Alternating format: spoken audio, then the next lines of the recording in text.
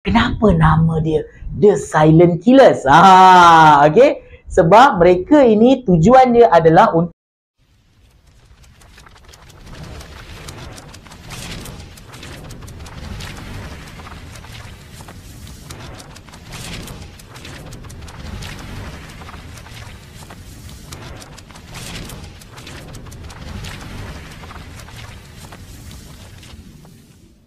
Hai, Assalamualaikum. Mana bersama dengan saya lagi, So History. Let History teach you history. Jadi untuk video kali ini, kita berada pada bab yang ke-6, tingkatan 4, ancaman komunis dan pengisytiharan darurat. Alright.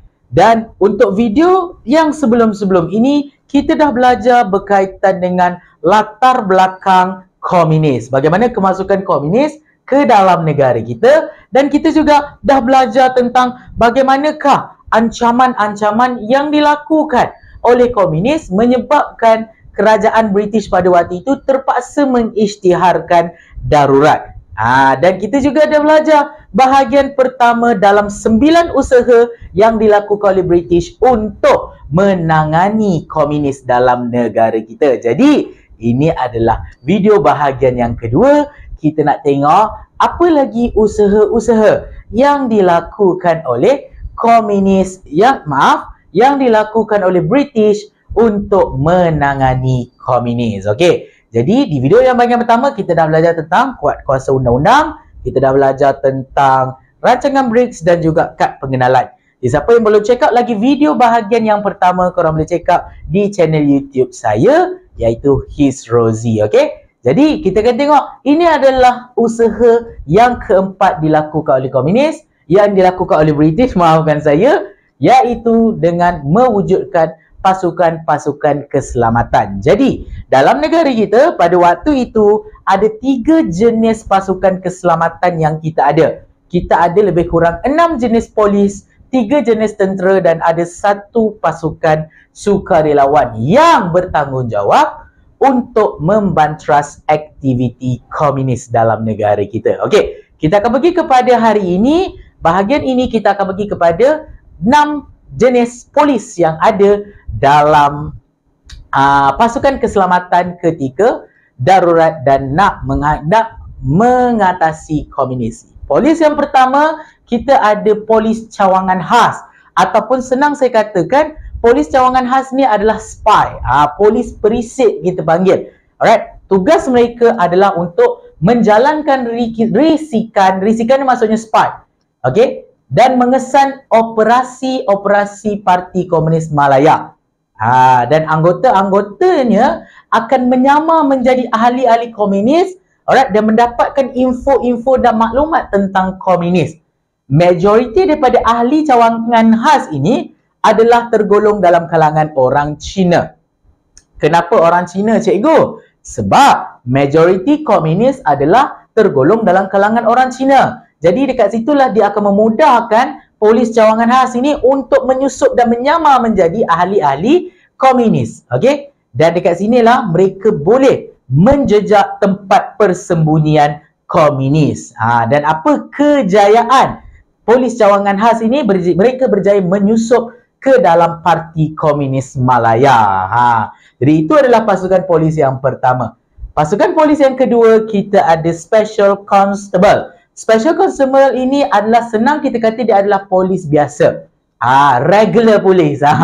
Okey. Jadi tujuan Special Constable ini adalah untuk mengawal kawasan-kawasan ladang dengan lombong. Kenapa, cikgu? Sebab kita belajar dalam video yang sebelum ini, komunis banyak melakukan ancaman di kawasan ladang dan juga lombong sebab nak melumpuhkan ekonomi British. Jadi kat sinilah British telah menugaskan, telah memberikan tugas kepada Special Constable untuk menjaga kawasan-kawasan ladang dan juga lombong, dan mereka inilah yang menjadi frontliner ataupun barisan hadapan kepada pasukan-pasukan polis pada waktu itu. Bergerak kepada pasukan polis yang ketiga. Dari segi nama kamu dah tahu dah apa tugasan mereka. Polis yang ketiga, kita ada polis hutan. Dan antara tugas-tugas mereka adalah untuk menjaga kubu, memburu komunis, membuat rondaan di kawasan hutan dan membawa bekalan makanan kepada pasukan-pasukan polis hutan yang lain. Kenapa ada polis hutan? Ingat balik, dalam video sebelum ini saya dah terangkan tempat persembunyian komunis adalah di dalam hutan. Jadi untuk memudahkan komunis, British membantras komunis, dekat situlah British kena wujudkan satu special team untuk memburu komunis di dalam hutan, dan tugas itu diberikan kepada polis hutan. Dan kadang-kadang polis hutan ini ada macam-macam nama. Ada yang panggil jungle squad, flying squad dan sebagainya. Dan yang keempat, kita ada polis wanita. Okey, polis yang tergolong dalam kalangan wanita. Okey, dan polis wanita pertama di negara kita adalah bernama Barbara Wentworth. Dan tugas Barbara ini adalah untuk melatih anggota-anggota polis wanita yang baru dan juga menyusun pasukan polis wanita dalam negara kita. Bergerak kepada polis yang kelima, kita ada polis Senoi Prague ataupun polis orang asli, saya selalu panggil. Dikenali juga nama lain mereka sebagai orang perang ataupun The Silent Killers. Kenapa nama dia The Silent Killers? Okey, sebab mereka ini tujuan dia adalah untuk menjejak persembunyian komunis. Dan polis Senoi Prague ini adalah direkrut dalam kalangan orang-orang asli dari etnik Senoi, Semai dan juga etnik Temuan. Sebab apa? Sebab mereka ini tahu selok-belok hutan. Jadi mudahlah kerja British nak menangkap komunis. Sebab kalau dia ambil orang-orang asli yang memang ada kemahiran dalam selok-belok hutan. Jadi itu adalah polis Senoi Prague atau polis orang asli. Kita bergerak kepada pasukan polis yang keenam, kita ada auxiliary police ataupun senang kata dalam bahasa mudah dia adalah polis bantuan. Okey, tugasnya adalah untuk mempertahankan kawasan kampung dan juga bandar dan juga membantu polis-polis biasa untuk menentang komunis. Polis-polis biasa adalah apa?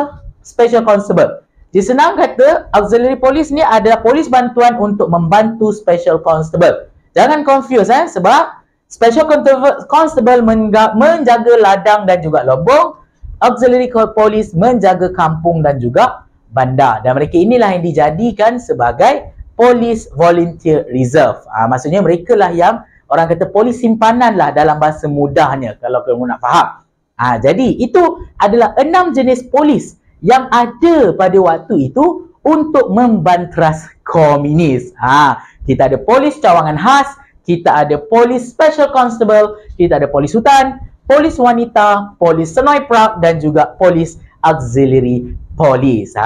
So kita ada dua lagi bentuk pasukan keselamatan, iaitu kita akan tengok 3 berjenis tentera dan 1 sukarelawan yang kita akan belajar dalam bahagian yang seterusnya. Jadi kalau kamu ingin bahagian seterusnya, kalau kamu nak tahu apa pula bentuk-bentuk tentera yang ada dan apakah pasukan sukarelawan yang kita ada, korang boleh komen di ruangan komen. Jangan lupa untuk follow saya juga di social media saya yang lain seperti TikTok dan juga Instagram menggunakan username yang sama, iaitu Histrozi. Okey, saya rasa sampai di situ saja video saya pada hari ini. Kita jumpa lagi dalam video yang akan datang.